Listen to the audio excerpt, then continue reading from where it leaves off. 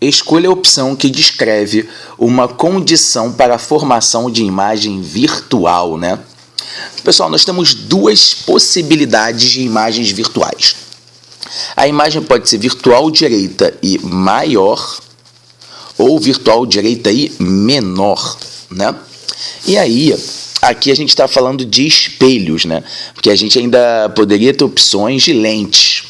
Mas no caso do espelho côncavo, se o objeto tiver numa distância entre o foco e o raio do centro, né?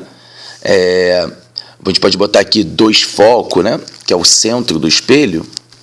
O centro. Se o objeto estiver entre o foco e 2 focos, a gente vai ter uma imagem real, invertida, maior. Se o objeto estiver exatamente no centro, real invertida é igual. Se o objeto estiver depois do centro, real invertida é menor.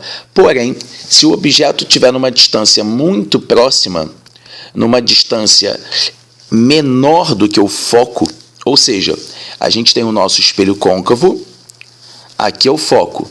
Se o objeto estiver nessa área aqui, ó, entre o foco e o vértice, a gente vai ter uma imagem real invertida e maior.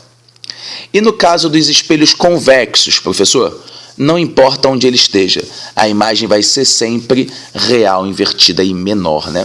Então a gente pode ter aqui um espelho convexo, aqui o foco, aqui o centro, e qualquer ponto a imagem vai ser virtual, direita e menor. Então vamos ver as opções. Espelho convexo, se o objeto estiver entre o espelho e o infinito. É uma ótima possibilidade.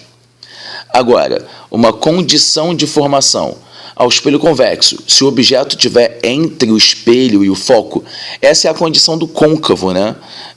O foco, no caso do espelho convexo, está dentro, está atrás do espelho. Então, você não vai colocar objetos aqui, tá bom? O espelho côncavo, se o objeto estiver entre o foco e o infinito, não.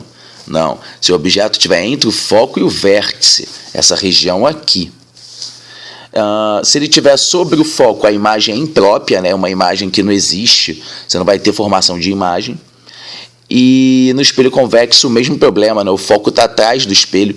Então, gabarito letra A, se o objeto estiver entre o espelho e o infinito, a gente vai ter uma imagem virtual, direita e menor. Pessoal, espero que vocês tenham gostado. Abraços e bons estudos!